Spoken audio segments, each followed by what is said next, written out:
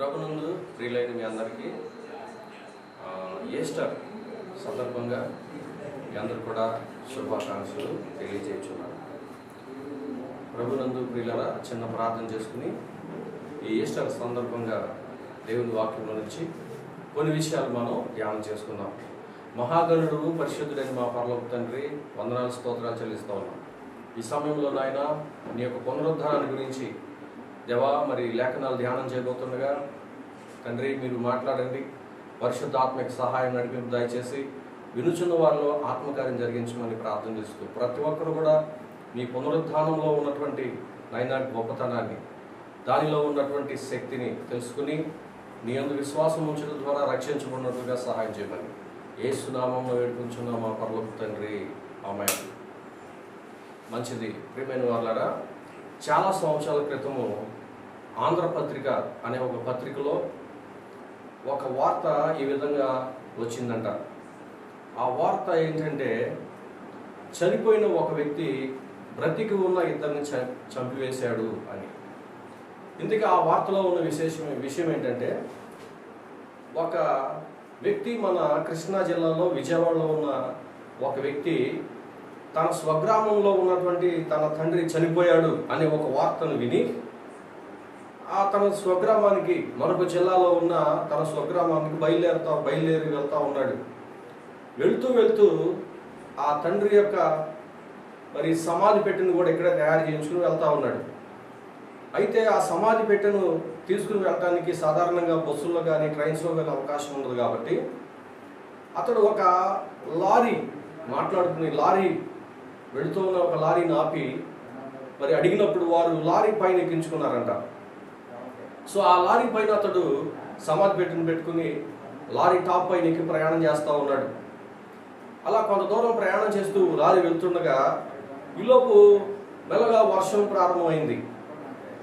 ఆ వర్షము అతనిని మరి ఇబ్బంది పెడుతున్న కారణం చేత అతడు చేసేదేం లేక ఏం చేయాలని ఆలోచించి ఏం చేశాడంట, అక్కడ ఉన్నటువంటి ఆ సమాధి పెట్టే ఒక మూతను తెరిచి అందులో పడుకుని ఆ సమాధి పెట్టే ఒక మూతను మరలా వేసేసుకున్నాడంట. ఆ విధంగా తడవకుండా ప్రయాణం చేయొచ్చనే ఉద్దేశంతో ఆ పెట్టెలో పడుకుని వెళ్తా ఉండగా ఈలోపు కొంత దూరం వెళ్ళిన తర్వాత ఆ లారీని ఇద్దరు వ్యక్తులు ఆపారంట. వారు కూడా లారీలో ఎక్కాలని. అప్పటికి వర్షం పడతా ఉంది. ఏదో విధంగా వారు కూడా గమ్యస్థానం చేరాలని ఆ లారీని ఆపారు. అయితే లారీలో అప్పటికే ఖాళీ లేని కారణం చేత డ్రైవర్ అన్నాడు, పైన ఎక్కండి అన్నాడు. సో వారిద్దరు కూడా లారీ పైన ఎక్కి మరి చూసేసరికి సమాధి పెట్టే ఉన్నది. బహుశా చనిపోయిన వ్యక్తి ఈ సమాధి పెట్టెలో ఉన్నాడని వారు ఆలోచించి, అవసరంగా ఈ లారీ ఎక్కే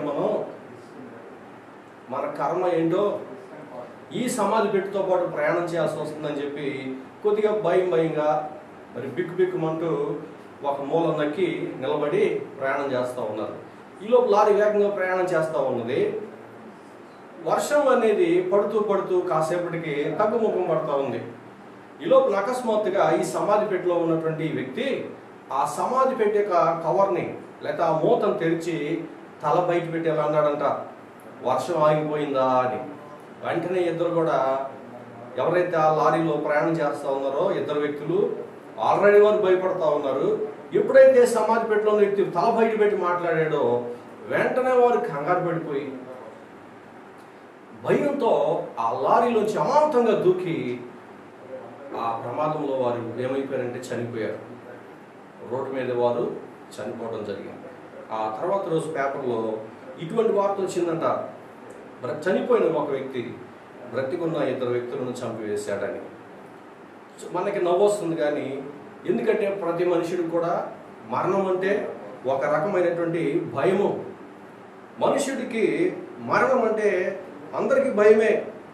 అయితే మానవాళికి మరణాన్ని తొలగించినటువంటి రోజే ఈస్టర్ అనేటువంటి పండుగ రోజు. ఈరోజు నిజంగా మానవ చరిత్రలో ఒక గొప్ప రోజు. ఎందుకో తెలుసా? మరణం యొక్క మరణ భయాన్ని తొలగించినటువంటి రోజు, మరణము పైన మానవునికి విజయం దొరికినటువంటి రోజే ఈస్టర్ అనేటువంటి ఒక అద్భుతమైనటువంటి రోజు. ముళ్ళును ముళ్ళుతో తీయాలి అనేది సామెత. అదేవిధంగా యేసు ప్రభు కూడా మరణాన్ని జయించడానికి ఆయన మరణించాడు. మరణంలోనికి వెళ్ళి మరణపు ముళ్ళుని విరిచి మరణమును జయించి, ఓ మరణమా నీ ముళ్ళు ఎక్కడ, ఓ మరణమా నీ విజయం ఎక్కడని మరణ బలం కలిగిన అపవాదిని ఓడించి మృత్యుంజయుడిగా తిరిగి లేచినటువంటి రోజు ఈస్టర్ అనేటువంటి రోజు. ఈ రోజున మనం ప్రపంచవ్యాప్తంగా గమనించినట్లయితే ప్రియమైనటువంటి వాళ్ళరా, మరి అనేక మంది మత నాయకుల యొక్క సమాధులు, మత స్థాపకుల యొక్క సమాధులు ఆయా స్థలాల్లో ఉన్నాయి. సౌదీ అరేబియాలో మదీనా అనే ప్రాంతంలో మహమ్మద్ ప్రవక్త యొక్క సమాధి ఉన్నది. అలాగే గౌతమ బుద్ధుడు చనిపోయిన తర్వాత ఆయన యొక్క అవశేషాలు కానీ ఆయన యొక్క అస్థికలు కానీ 10 స్థలాల్లో వారు ఉంచడం జరిగింది. అందులో కొన్ని భారతదేశంలో, మరికొన్ని శ్రీలంకలో, ఈ విధంగా 10 చోట్ల ఆయన యొక్క అస్థికలను వారు సమాధి చేయడం జరిగింది. అదేవిధంగా కన్ఫ్యూషియస్ అనేటువంటి ఒక మతాన్ని స్థాపించినటువంటి కన్ఫ్యూషియస్ అనేటువంటి ఆ వ్యక్తి యొక్క సమాధి షాండాంగ్ కుఫు, చైనా, కుఫు అనేటువంటి ఒక ప్రాంతంలో షాండాంగ్ రాష్ట్రంలో చైనా దేశంలో నేటి కూడా ఉన్నది. అలాగే గురునానక్, సిక్కు మత స్థాపకుడైనటువంటి గురునానక్ అనేటువంటి ఆయన యొక్క సమాధి పాకిస్తాన్ దేశంలో, నేటి పాకిస్తాన్ దేశంలో ఉన్న పంజాబ్ రాష్ట్రంలో కర్తార్పూర్ అనేటువంటి ఒక స్థలంలో నేటికి కూడా ఆయన సమాధి ఉన్నది. మనం కనుక ఈజిప్ట్ దేశానికి వెళ్తే పిరమిడ్స్ ఉన్నాయి. వాస్తవంలో పిరమిడ్స్ అనగా ఈజిప్ట్ దేశాన్ని పరిపాలించిన ఫారోల యొక్క సమాధులు అవి. ఈ విధంగా గొప్ప వ్యక్తుల యొక్క సమాధులు, మత నాయకుల యొక్క సమాధులు ఇప్పటికీ ఉన్నాయి. ఆ సమాధులు వారి అవశేషాలు ఉన్నాయి, వారి మృత కళేబరాలు ఉన్నాయి. అయితే ప్రపంచంలో ఒకే ఒక సమాధి ఖాళీగా ఉంది యెరూషలేములో, అదే యేసుక్రీస్తు యొక్క సమాధి. ఆయన సమాధి దగ్గర ఇలా రాయబడి ఉంటుంది బయట, ఆయన ఇక్కడ లేడు అని. ప్రియులారా, ఖాళీ సమాధి క్రైస్తవ్యానికి ఒక అద్భుతమైనటువంటి గుర్తు. అందుకనే someone said like this, virgin's womb and empty tomb are the two marks of Christianity అని చాలా మంది చెప్తా ఉంటారు.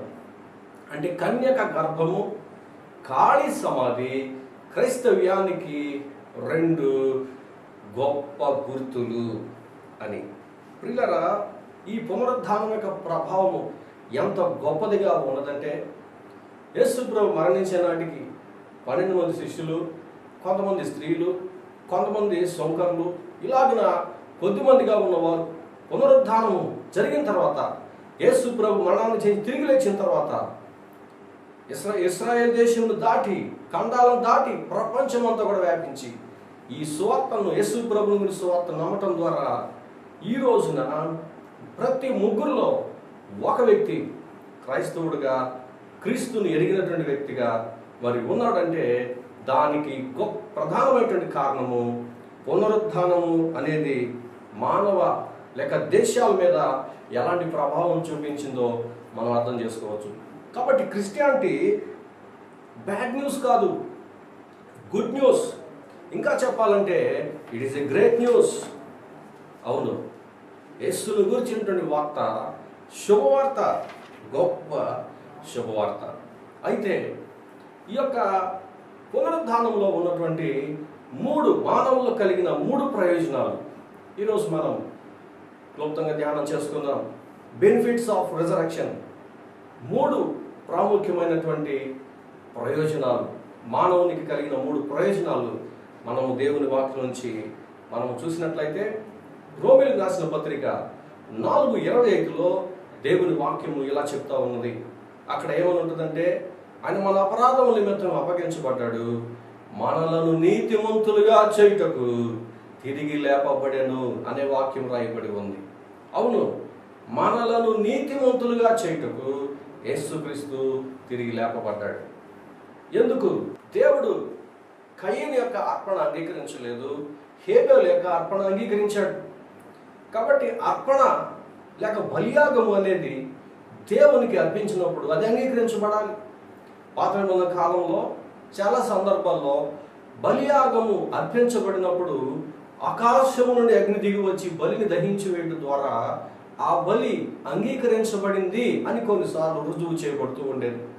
కాబట్టి అందుకని బైబిల్ కూడా దేవుడు మీ యొక్క బలులు అంగీకరించినట్లుగా ఆయనకు అంగీకారములైనటువంటి బలులను నిర్దోషమైనటువంటి బలులను, అనుకూలమైనటువంటి బలులను, పరిశుద్ధమైనటువంటి బలులను మనం అర్పించాలని, మనం అర్పించే బలులు దేవునికి అనుకూలంగాను అంగీకారంగాను ఉండాలని వాక్యం చాలా స్పష్టంగా చెప్తా ఉంది.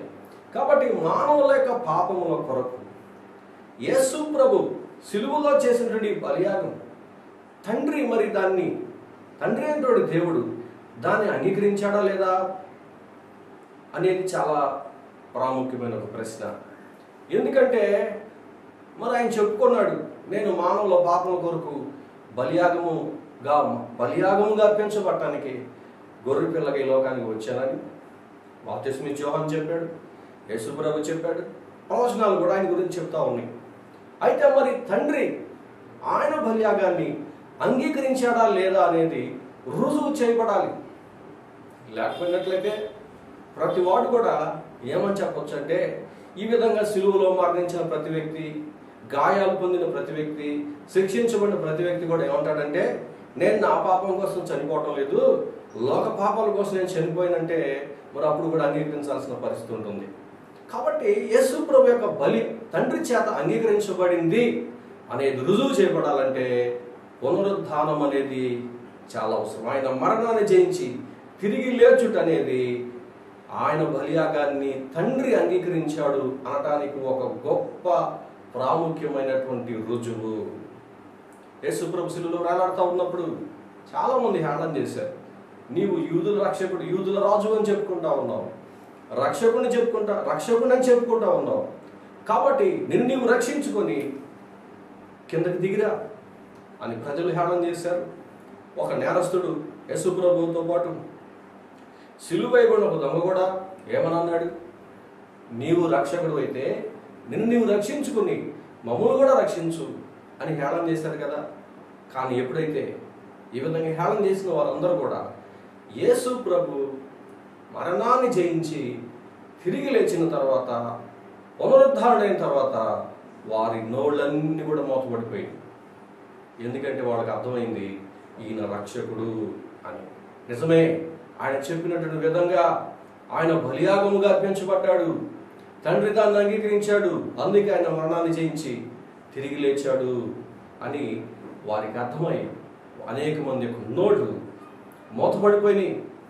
శక్తివంతంగా సువార్త ఇశ్రాయేల్ దేశము, సమరయ, యోదయ, గలిలయ దేశాలకు భూదిగంతముల వరకు ఈ యొక్క సువార్త ప్రకటించబడింది.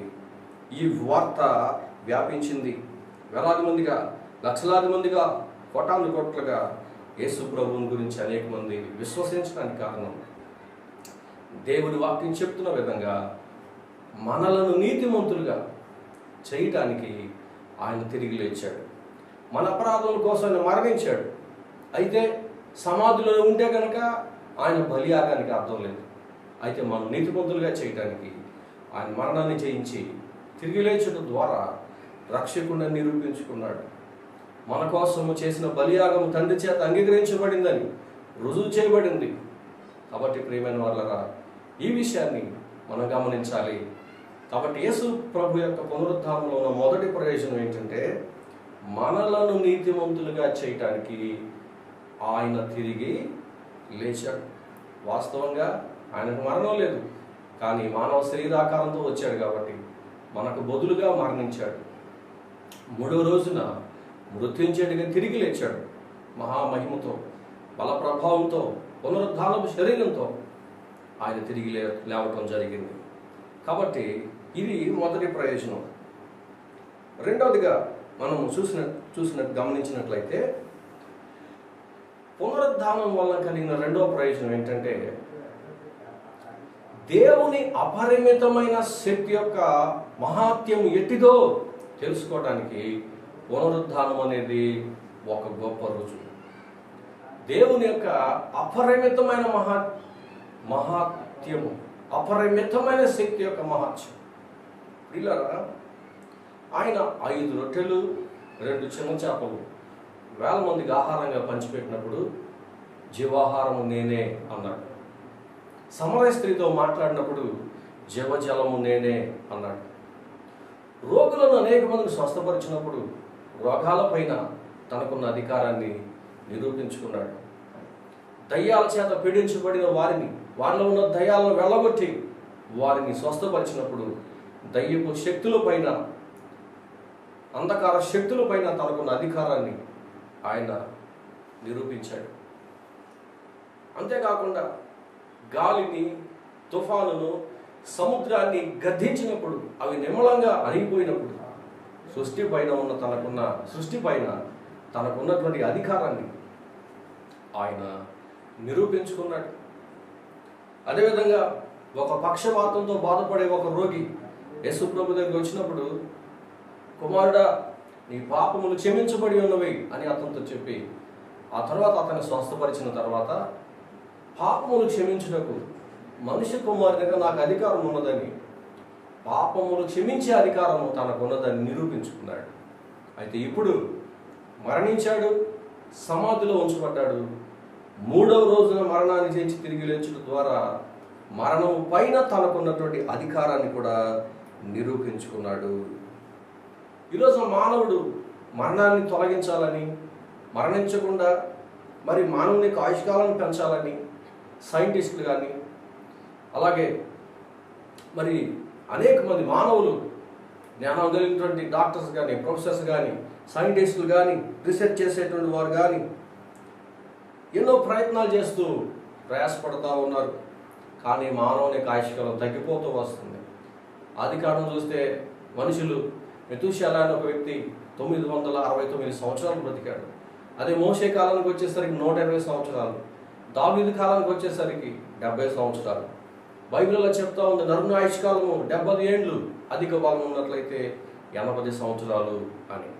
కాబట్టి మనుషుడు ఎన్ని ప్రయత్నాలు చేసినా మానవుని యొక్క ఆయుష్కాలాన్ని పెంచలేకపోతా ఉన్నారు. ఈ రోజున కూడా చూడండి, ఒక చిన్న సూక్ష్మజీవి వైరస్ అనేది ప్రపంచాన్ని అటాక్ చేస్తూ ఉంటే ప్రపంచ దేశాలన్నీ కూడా ప్రాణాలు గుప్పిట్లో పెట్టుకుని ఇళ్లలోంచి బయటికి రాకుండా వెలవెల్లాడిపోతూ ఉన్నారు. ఎందుకంటే మనుషుడి యొక్క ప్రయత్నాలు విఫలమైపోతూ ఉన్నాయి. మనుషుని యొక్క జ్ఞానము మానవుని యొక్క మరణాన్ని తప్పించడానికి వారికి శక్తి లేకుండా నిస్సహాయమైన స్థితిలో ఈరోజు మనుషుడు కనబడుతూ ఉన్నాడు పిల్లరా. కానీ మానవుని యొక్క శక్తి ఏదైతే చేయలేనిది ఏదైతే ఉన్నదో అది దేవుని యొక్క అపరిమితమైన శక్తి చేయగలుగుతుందని బైబిల్లో కూడా కొన్ని శాంపిల్స్ దేవుడు చూపించాడు. ఉదాహరణకి ఏలియా చనిపోయిన ఒక వ్యక్తిని బ్రతికించాడు. ఎలీషా ఆయన బ్రతికి ఉన్నప్పుడు ఒక వ్యక్తిని, ఆయన సమాధిలో ఉంచబడిన తర్వాత కూడా మరొక వ్యక్తిని, అనగా ఇద్దరిని బ్రతికించాడు. పేతురు తబిత అనే ఒక స్త్రీని బ్రతికించాడు. పౌలు ఐతుకు అనే ఒక యవనస్తుడిని బ్రతికించాడు. యేసు ప్రభు కూడా బైబిల్లో 3 వ్యక్తులను బ్రతికించినట్లుగా బైబిల్లో ఉంది.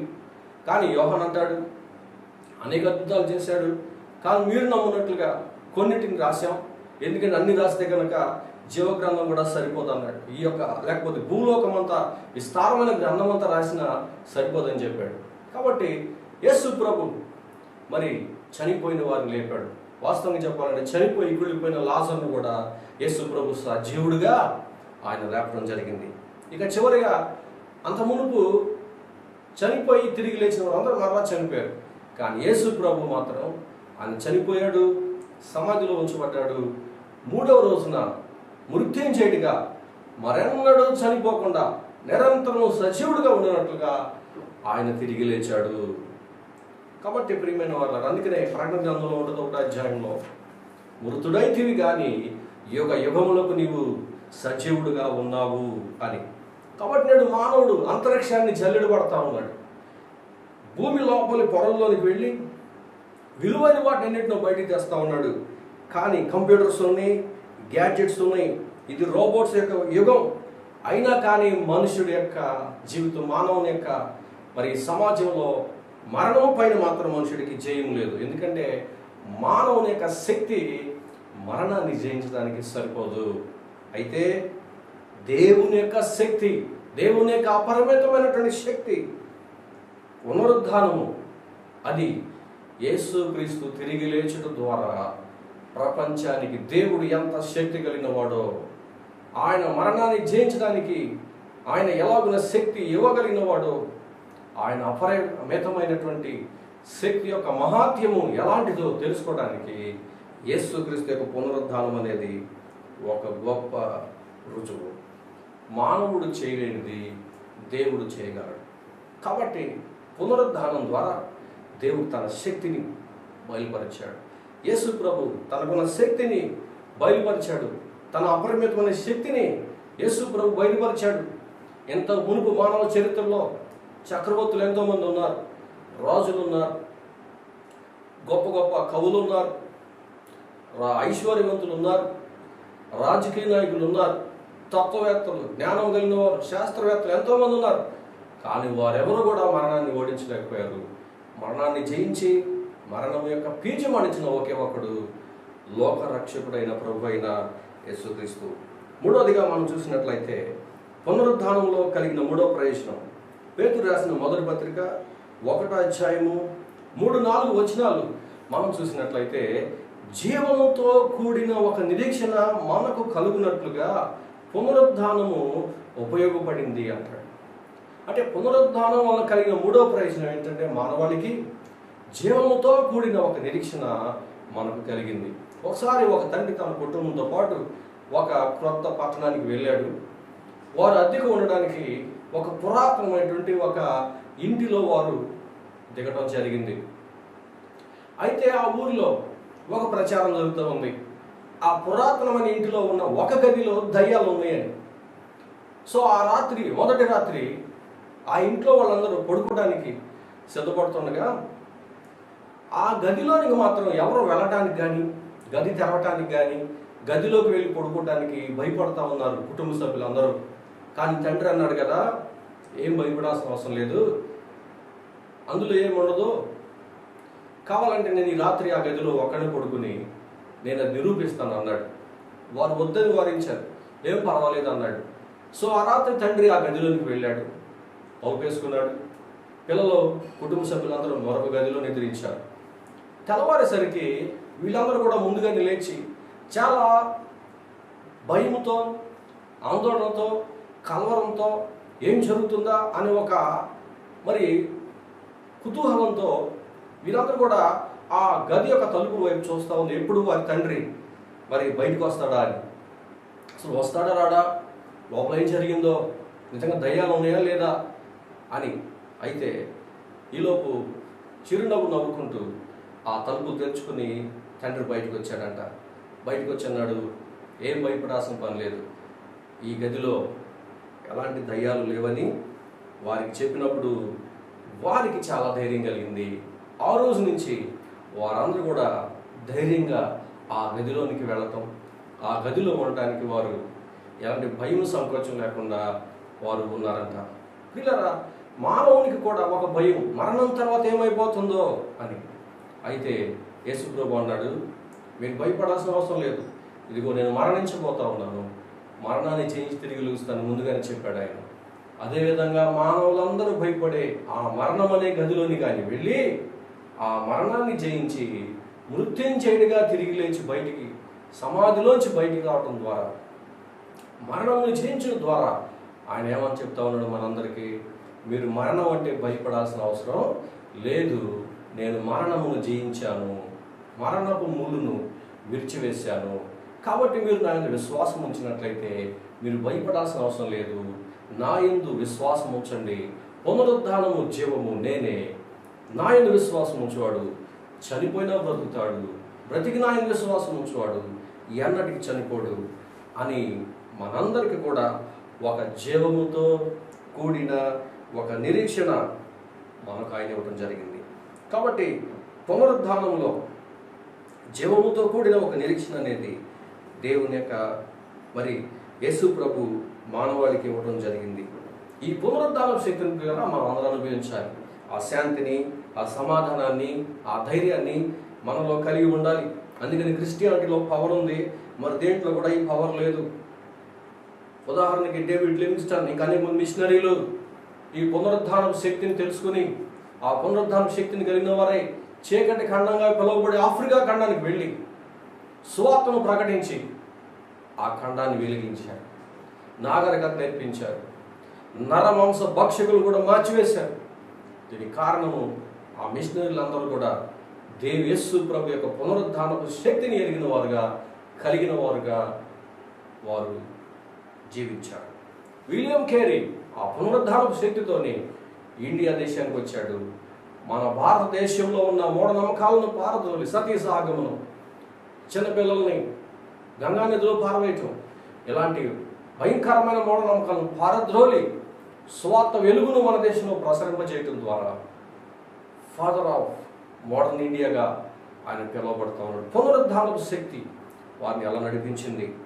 వాచ్మెన్ని ఎలా చెప్పాడు, అవర్ ఓల్డ్ థింగ్స్ లేదా hour old history ends at the cross and our new history begins at the resurrection.